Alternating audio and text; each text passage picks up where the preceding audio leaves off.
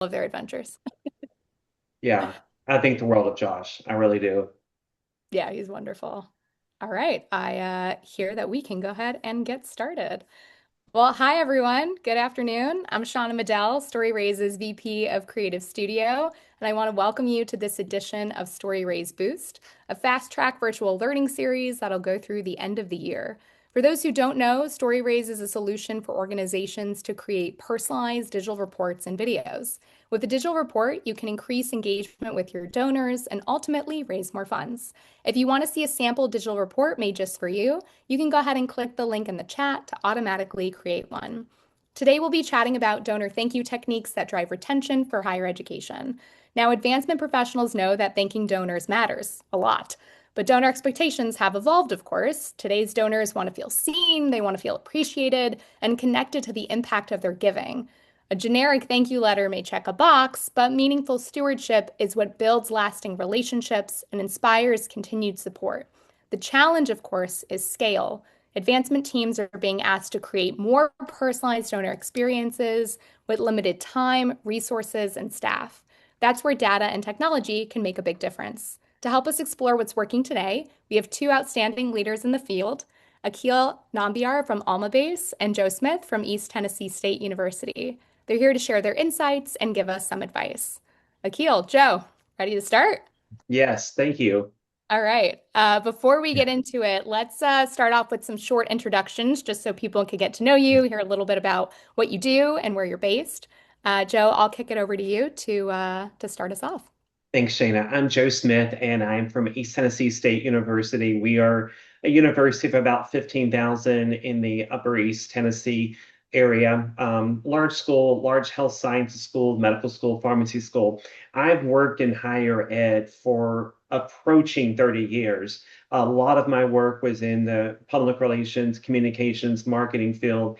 And then I recently, several years ago, made a jump into advancement communications, and particularly working in donor relations and stewardship. And I think it's just the greatest honor every day to go to people and to say thank you for what you've done, but to truly show them and find ways to convey impact for what they do. So I love my job and I love coming to work every day.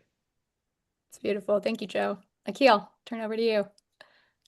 Thank you, Shanna. My name is Akhil, and I work with Almabase. Almabase is in the business of growing a donor base, and we work with education orgs, healthcare, and nonprofits. A little about Almabase would take a while, so I'll just skip that for some other time.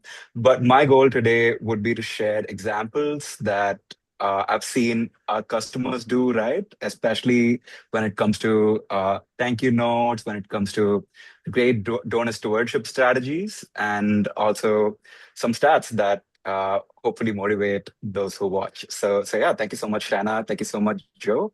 Looking forward to the conversation. Yeah, thank you both for joining us. To Mhm. start us off, I have a two-part question for you. I promise it's not too hard. When you think about donor retention, how important is that thank you experience? And what do you find is the connection between stewardship and long-term giving from your personal experience and also from helping other higher ed institutions? Whoever wants to take it first, go for it. Akil, I want to hear your answer to this because what you do. So I'd Yeah. like you to go first, actually. Yeah. So honestly, I'd say it's one of the most underrated levers and when it comes to Mm. retention. We tend to think about donor relationships in terms of the ask, but what we have seen across a lot of our customers is that the thank you is often doing more work than the ask itself. There's actually strong research about this, not just the anecdote. So yeah,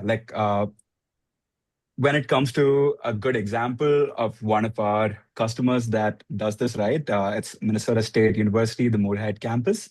Their team used to spend weeks reconciling, giving their gifts, and they could even start sending before they even could start sending the thank you notes.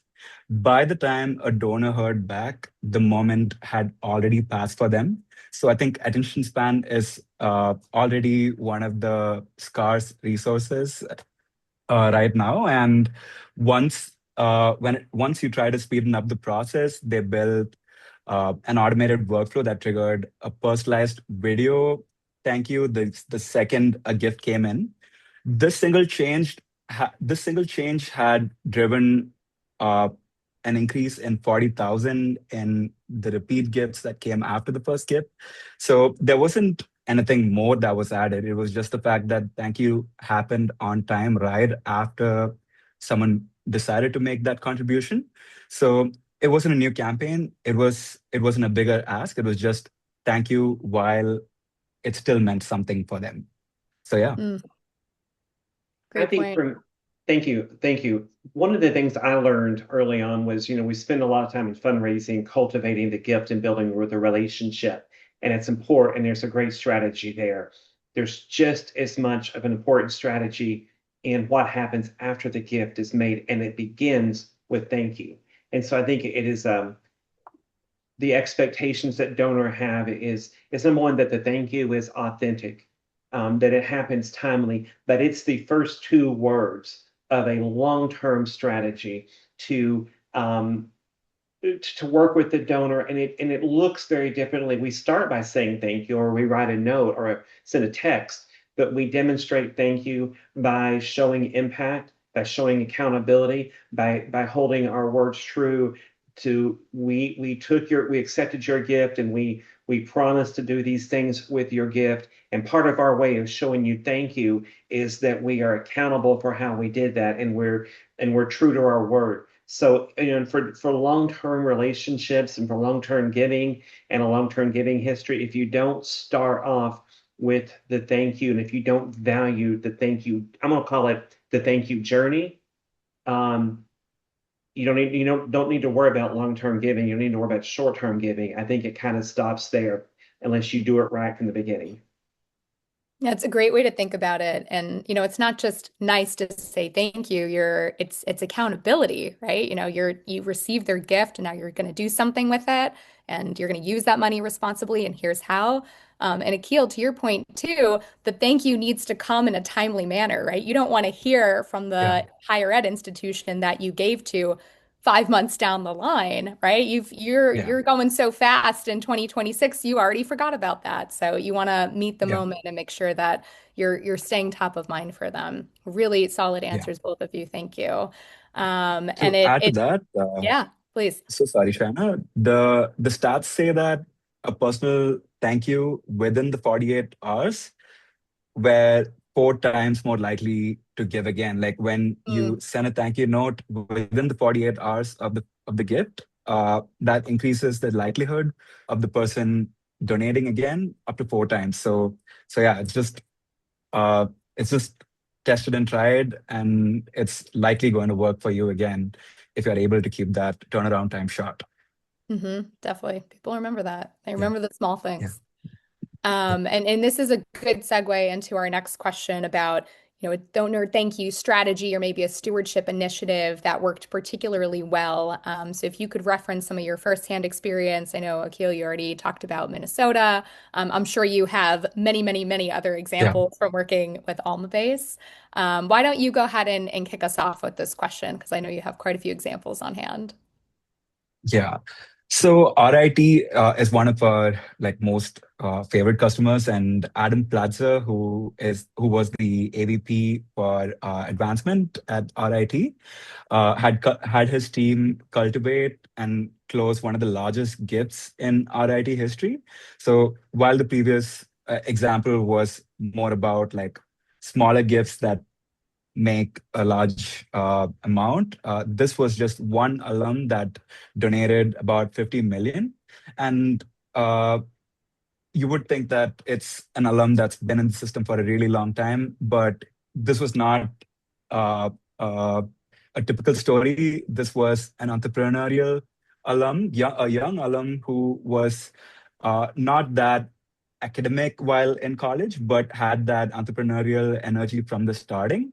So RIT's team invited him back as a keynote speaker, got his company involved in recruiting students, brought him on as a mentor for their entrepreneurship program, even had their engineering school help them test products in their lab. He Wow. eventually joined the board of trustees, and the president personally built a relationship with him. Small things like personalized notes and just being present, right? Like so, none of that was stewardship in the traditional thank you note sense.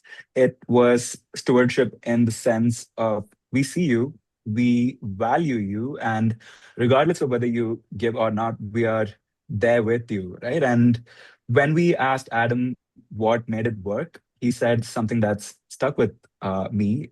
We play a role in the donor's life, so it's important to be lightning fast with your response.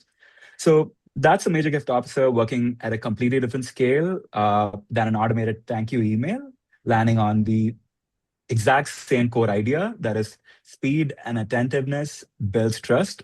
And I believe that trust is what retention is actually made of. So yeah. Mm. It's great. Keel, I keep forgetting I'm actually a presenter and not a participant because I'm wanting to pepper you with questions. So I keep, oh, I've got to go Yeah. next. I think this is really easy and a great way to tell it. So when I think about a stewardship initiative, we transform, as those of you that work in higher ed or even nonprofits, you have your annual giving day. And we decided to shake things up and take from our annual giving day to a giving week, and we called it Forever ETSU. And it was we focused one day on student donations, faculty, staff, community, and we just really, I kind of say, looking back on it, we put our jobs on the line because we really pitched something big. Now it worked. But what happened? We came away from this week of giving. We raised almost 79% more of what we raised the first year, had Wow. hundreds of new donors. We had like 687 first time donors. We had a huge surge in student donors, parent donors, and community donors. And so then the week over, we celebrated, and they're like, what's next? And we thought, we need to convey to these individuals, thank you. This is what your gifts made possible, whether you gave 100 or 10,000. This is what your gifts did. And we wanted the $1 donors, which a lot of them were students, a lot of them had never given before, but we wanted them to give again the next year. And the great thing about this was, guess what just happened right before that? Our contract with Storyraise got approved. And I thought, aha, we're going to jump in head first. And I used the Storyraise platform to build a recap of Forever ETSU. And it talked about all the wins, but we talked about how the different areas that received money. So it was we had thank you videos from students, from the president, everyone. So we put this report out, sent it to everyone, and then we followed back up with 6 months later with a 6 month impact report. So what we took the major things people gave to, which a lot of them were crisis funds, which I'm going to talk about later. But we also just had different initiatives and said, hey, here we are 6 months later. Did you know that the money you gave to the esports program was used to support them to go to a big competition where they performed well?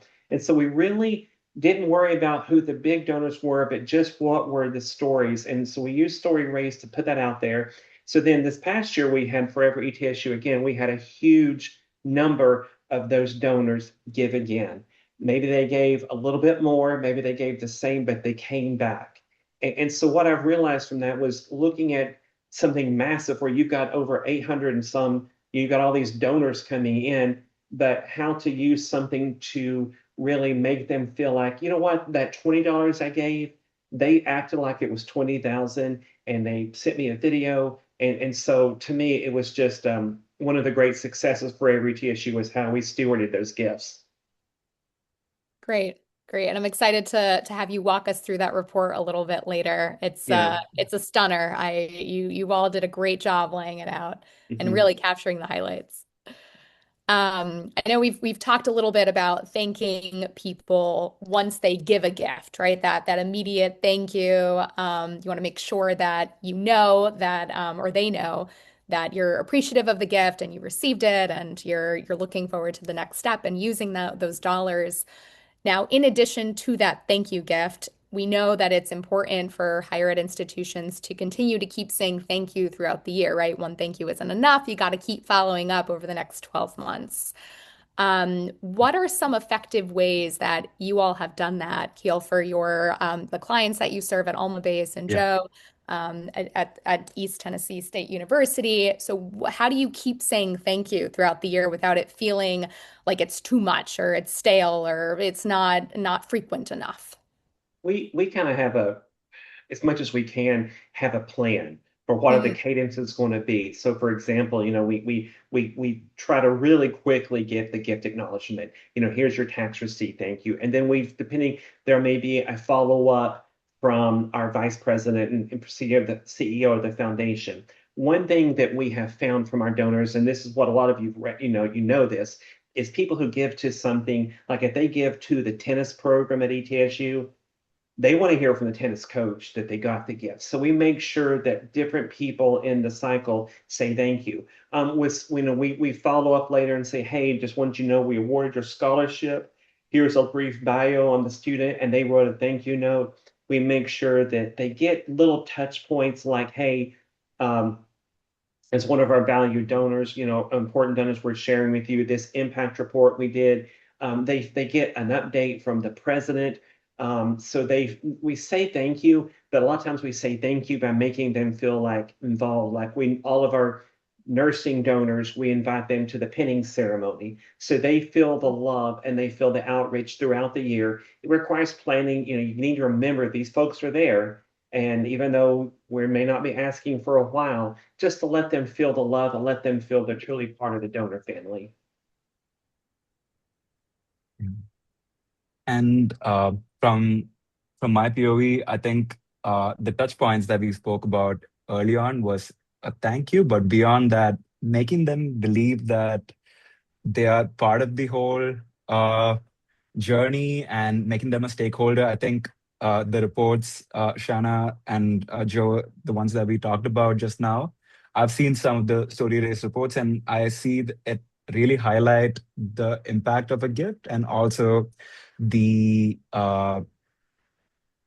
what next for this journey to continue as well, right? Like, so I believe the report is like a strong touch point to inculcate that sense of belonging. And other means that I've seen work for a lot of schools, I think this has been uh, a common available option right now in a lot of giving day and uh, giving related products that's out there.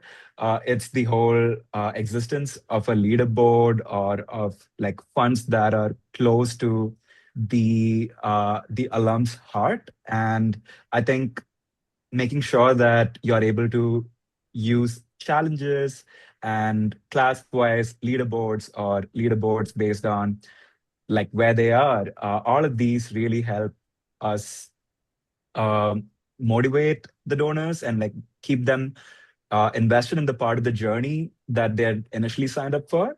So yeah, I think there are a lot of examples of these where schools have really leveraged leaderboards and challenges to the extent that we have even seen alums calling up the advancement staff and asking them what would it take for us to push this particular fund to the finishing line, or like making sure that they want to be seen on the top of the leaderboard when their class are able to make the most number of gifts. So yeah, I think it's all about competition, sense of belongingness, recognition, all of that you can use as motivators to keep alums invested in the journey.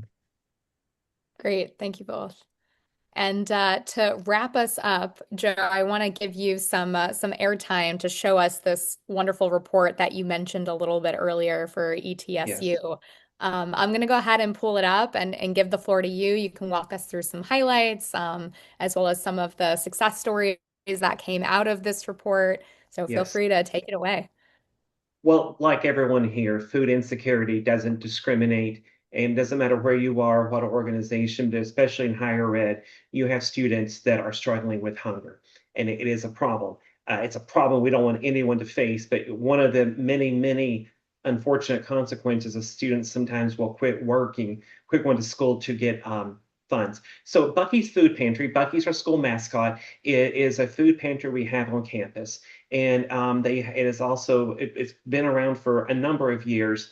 The numbers that we see there continue to grow, but what we wanted to do, we wanted to say thank you to all the people who give. Particularly, we have food, canned drives, but also monetarily gifts. So we put this StoryRaise platform together, and where we built and we just gathered. We wanted people to know this is what your gift is making a difference. And these were donors of from $1 to in the thousands. And so we put this together. We interviewed this gentleman here who he all this he does is on top of his duties. It's not his full-time job.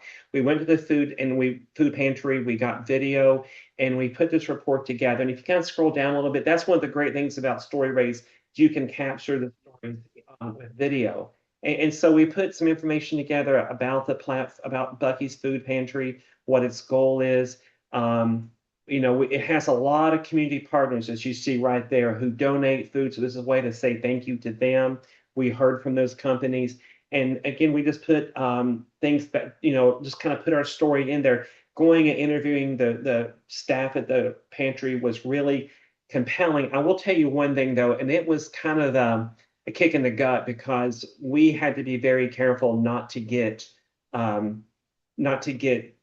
faces of people there, but it Hmm. was so crowded. And when we got there, and this is tough, there was a line of people there to come in and get food. I wish I could have shown it because it speaks to the impact. But we had a QR code there, we had gifts, and a place to make gifts to it. And so we put this together. We used StoryRaise, and we had our advancement services folks pull all of our donors. There were, several, about 3 or 4 thousand, sent it to them, and that was it. A couple of things that happened. First, we've seen great retention from the donors on that, but a couple of things I noticed that happened. People felt very special that we built in their minds. We built a website to say thank you to them. We built this microsite, but we had a donor who had not been engaged with the university. He maybe gave $100. He lives several states away. Never hear from this person. He got this. He contacted us and set up a planned gift. And it's a substantial planned gift. It's a big portion of his estate to help kids at ETSU or who are hungry. He says, I never had to worry about that. Apparently, this is a huge issue, and he did that. We also had another donor who gives to some other funds, and he's a significant donor. He gave $200 to this food pantry a few years ago. He contacted us, and a couple of things. This man was in his probably early 80s. And you have this idea, they're not technology savvy. They are. He saw it, he got it. He said, Joe, I can't figure out QR codes, but if you give me your address, I want to send you something. And he sent us $10,000. Wow. And so again, those are the high goals within stuff, but we also have just tons of people who they act like we had some employees who, instead of being a one-time giver, they became a monthly contributor, signed up for payroll deduction. And so that was in January. It's July. We're still seeing benefits from it. So that was just one way but it helped by capturing the video and having a place to put those stories there. And it really, really resonated. So it was something that was probably one of the most exciting things that I've been able to work on this year. Wonderful. Thank you for sharing that. For That's sure. incredible. And it really goes into, what makes a good story, right? It's not only the text itself, but it's the video components and the photos and like what can you do knowing, like you said, Joe, you couldn't show people's faces. In those ways, you got to get really creative with telling the story when it comes to, being sensitive about the recipients of Yes, those who are getting the support. So thank you for that. It's I think the prime example of what we're trying to show is, yes, a benefit of going digital in some ways to tell that story. Um, absolutely. I know we are just about out of time, so I'll go ahead and wrap us up. Keel, Joe, thank you so much for a great conversation. I was tempted to take notes myself because I was also learning, and like you said, Joe, I forgot that I was the one, actually making Yeah, sure that we got through the panel. So I took some mental notes. We appreciate your time and your insights, both of you. Truly, it thank was very, you. very helpful. To learn more about Almabase's or ETSU's work, you can go ahead and click the link in the LinkedIn live chat. And again, if you want to see a sample digital report made just for you, you can also click the link in the chat to automatically create one. There will be a few links in that chat. Take a look at them, save them for later. If you have any questions about Storyraise or anything at all that we discussed during our webinar today, you can go ahead and reach out to me at shauna@storyraise.com. We're so glad you all could join us for this installment of Boost. You can stay tuned for our next session on July 22nd, next week. We'll have experts from Capital Campaign Pro with us to talk about board engagement that fuels campaign success. And I'll see you all next time. Thanks again, Joe and Akil. Thank Enjoy the you. rest of your Thank day. you. Great